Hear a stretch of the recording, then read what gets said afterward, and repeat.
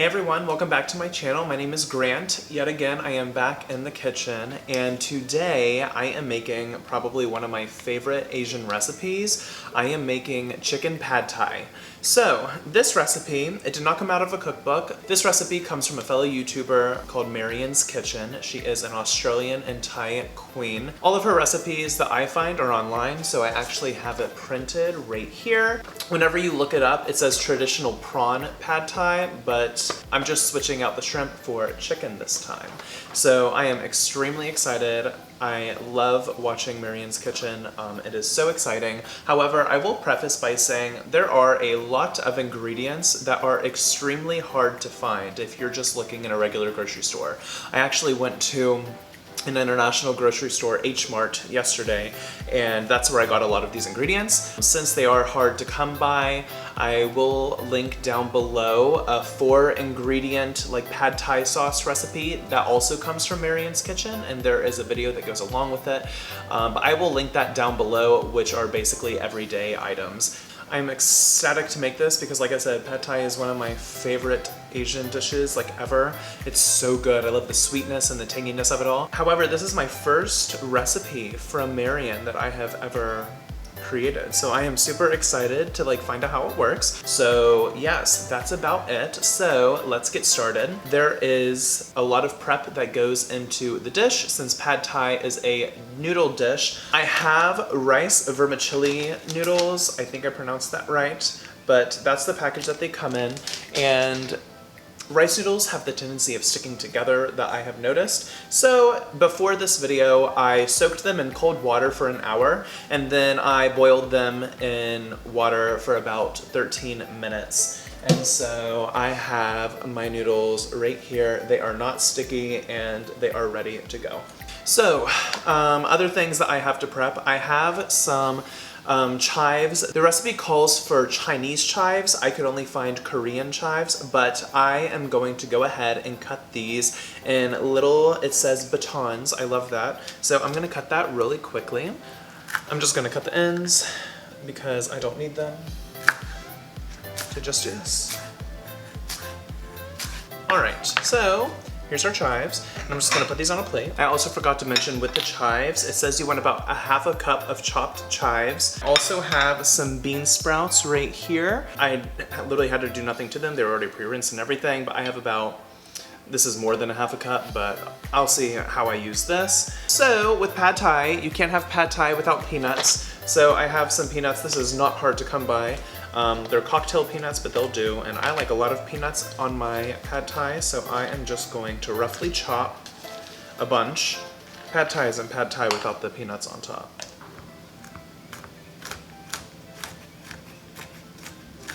Sweet. So I'm just going to transfer these to a plate. With the peanuts, the recipe does call for a tablespoon, but I like much more than a tablespoon, so there's that. More prep that I have is, one thing that is hard to find is I do have palm sugar. This, I don't even know how to explain this. It's like a solid block, and you have to shave it, and so since that is time consuming, I already did that before, but I have, and I will say this has to do with the pad thai sauce.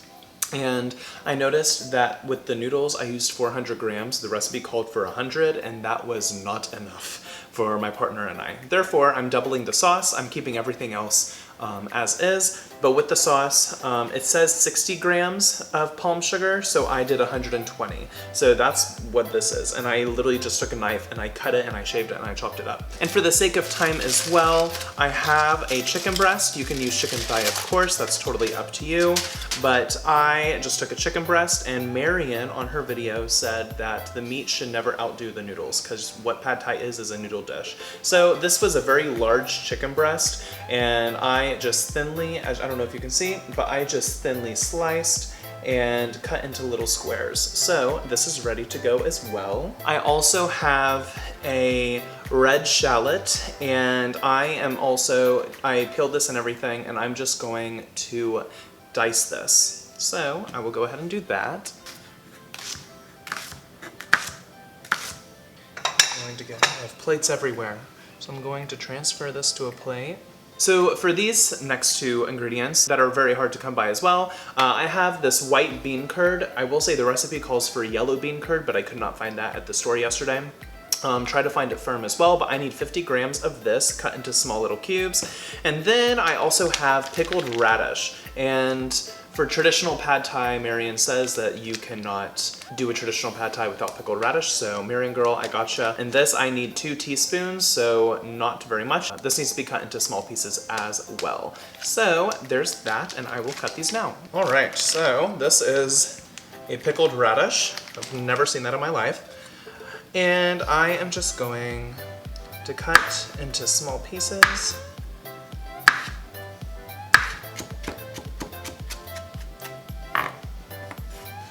Alright, so this also gets plated. And the tofu and the pickled radish are going in the pad thai at the same time, so I'm just going to put them on a plate together.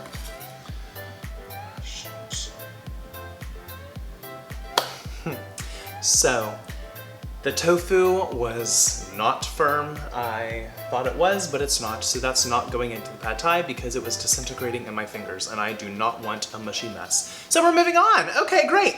Now we need 2 eggs and I'm just going to beat these.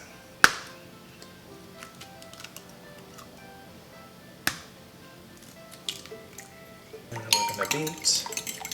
So, the prep is basically done. Now it's time to make the sauce. So the sauce, I just have a little saucepan right here and I will take you down below. To begin, the sauce has the palm sugar. So I'm just going to put the palm sugar in here, try to not spill it.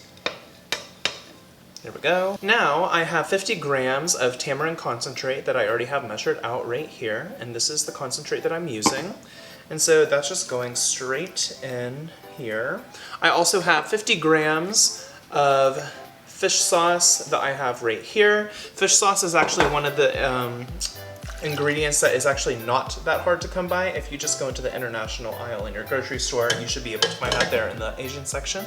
And then I also have, since I am doubling things, since I am doubling things, it was originally 50 grams, but I put 100 of both the tamarind concentrate and the fish sauce. And originally it does call for 1/4 teaspoon of dark soy sauce, not regular. This isn't your regular soy sauce. Marion says that it is on the sweeter side as opposed to salty. And plus it just adds a really good color since it is very dark. So I'm just adding that right in here as well. Now I am going to put this on my stove and I'm going to put it on like medium-high heat until the sugar is dissolved, and then I will take this off of the heat because the sauce is complete at that point. So you will see me at my stove right behind me on my Grant cam. Alright guys, so the pad thai sauce is in my saucepan and these little clumps of sugar just need to dissolve. So in the meantime, I'm just going to stir and wait for everything to combine. Alrighty everyone, the sugar has dissolved, and now I'm going to take the sauce and put it off of the burner. Now it is wok time. So Marion, I don't know if you're watching, but you inspired me to get a wok. This is just a wok from Sur La Table. It's a non-stick wok, and this is what we will be using today. So first things first, whenever you're working with a wok, you want very high heat because this is high heat. As you can see, I put it right here, and because it is high heat, we are working very quickly. So I'm just going to let this heat up and I will be right back. All right, and because everything happens really quickly, I have all of my prepped ingredients right here. I have my eggs, I have my shallot, my chicken, my pickled radish chives, and my bean sprouts. And of course, my sauce is right here on the side. And so, like I said, I'm just waiting for my wok to heat up, and then we will go from there. I will also say, if you don't have a wok, just use a large frying pan. Everything works, it's totally fine. Alrighty, I don't know if you can pick it up on camera, but my wok is hot. You can see little wisps of smoke happening. And because it is very hot, you want to make sure you have an oil that has a high burning point. So in this case, I'm just using vegetable oil that I already have in this little thing. And so I'm just going to put it in here, let it do its thing. And I am now going to add my shallots. And that's exactly what you want to hear.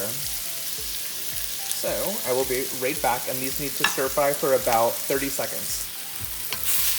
All right, so these have been cooking, and now I'm going to add my chicken.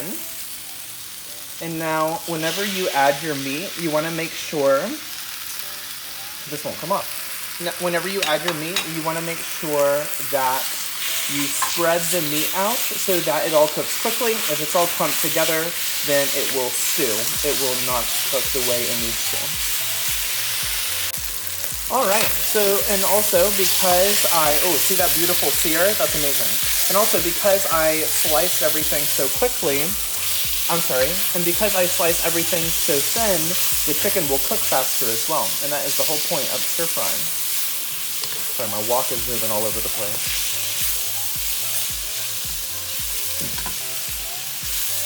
All right, so I'm just going to let these cook some more until they are well done. And as you can see, the chicken is almost done. And if things start sticking a little bit, just take a little water or put a little bit more vegetable oil, drizzle it on, and things should loosen up. Alrighty, so the chicken is done now. Now I'm going to take my pickled radish, and I am going to stir fry this for about 30 more seconds. And I gotta use my other hand to get this radish off of this plate. Alrighty guys, it's exciting. Everything is coming together beautifully. So now, once that is stir fried, we are going to push everything to the side. Yes, you heard that correctly. Because now we're going to add our beaten eggs. Well, hopefully I don't spill this. There we go. I'll be right back because I gotta use this other hand. Alrighty, so the egg is on one side, the chicken and shallots and the pickled radish is all on this side, and now I'm just letting this bubble, toil and trouble, and once it is golden on the bottom, I'm going to turn, and it is already golden, so I'm gonna break it up. And we are just going to mix. Alrighty guys, things are smelling delicious. Now it is noodle time. Beautiful. Now we are also going to add our sauce. Just put that right on top. Guys, it is smelling delicious. Oh, it is smelling delicious in here. I am going to switch utensils. Cravings by Chrissy Teigen. And I'm just going to mix this. I'm going to mix this all together.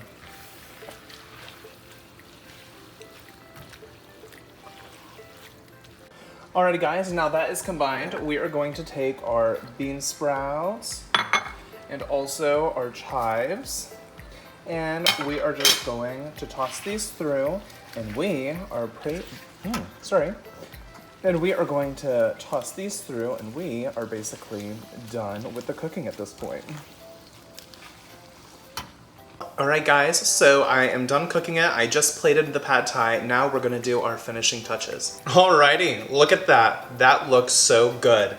Now, you cannot have pad thai, of course, without the peanuts on top. Like I said, I like a lot of peanuts. Alright, we also can't have pad thai without some lime. And Marion also suggested chili powder.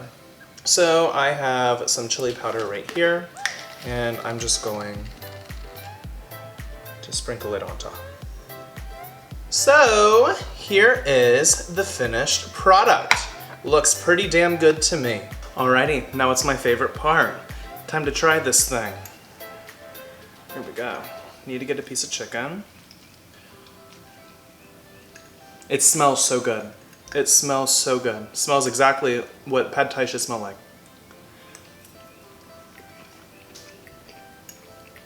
Mmm. Mmm.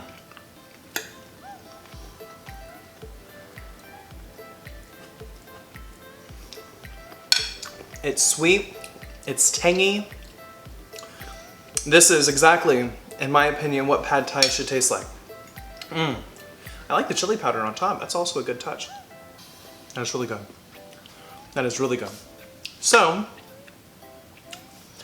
I'm excited that I got to finally try one of Marion's recipes. So thank you, Marion, for that. Appreciate you. And yeah, that's about it. It's really good. The chicken is a great touch. I'm sure if you want to add beef or shrimp or any kind of other protein, that would taste good as well, but this is really, really good. This is, in my mind, what a traditional pad thai does taste like.